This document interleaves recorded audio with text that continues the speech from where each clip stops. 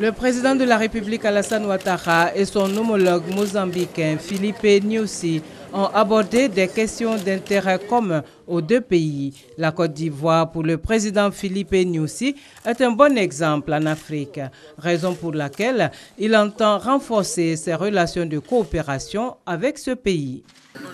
Nous tenons à féliciter ce pays qui jouit de la stabilité et de la paix.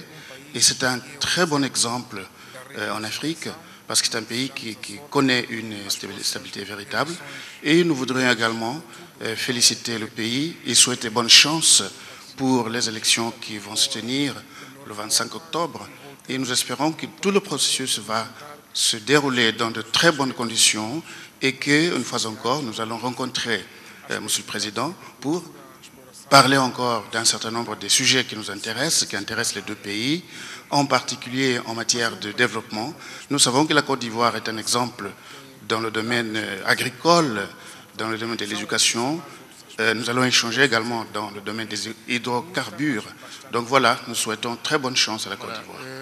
Le Premier ministre de la République démocratique du Congo, Matata Ponyo Mapon, a pour sa part indiqué avoir transmis un message de fraternité et de félicitations du président Joseph Kabila au président de la République Alassane Ouattara. L'Afrique tout entière suit de très près la reprise économique significative de la Côte d'Ivoire et le replacement, en tout cas en tête d'affiche de la Côte d'Ivoire dans la sous-région. Le chef de l'État de la République démocratique du Congo m'a chargé de renouveler sa vision d'avoir une relation stratégique entre la Côte d'Ivoire et la République démocratique du Congo. Et là-dessus, nous pouvons vous rassurer que nous avons reçu une réponse très très favorable.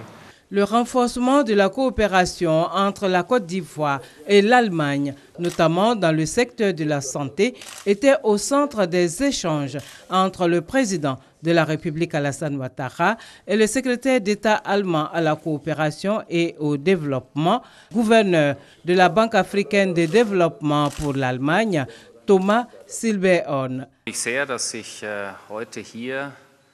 La coopération entre l'Allemagne et la Côte d'Ivoire a 40 ans d'existence et depuis l'accession à la présidence du président Ouattara, nous avons pu relancer cette coopération d'une façon dynamique et progressive.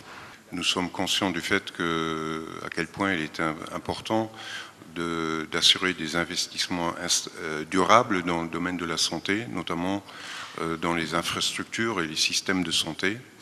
Et il n'a pas échappé à l'attention internationale à quel point la Côte d'Ivoire a été efficace dans la prévention de l'extension de l'épidémie d'Ebola dans le pays, puisqu'on n'a connu aucun cas ici. Et c'est dans ce sens-là qu'il faut poursuivre. La République fédérale d'Allemagne va investir en 2015 5 millions d'euros pour la poursuite de son programme VIH-Sida et en 2016 15 millions d'euros pour un nouveau programme commun.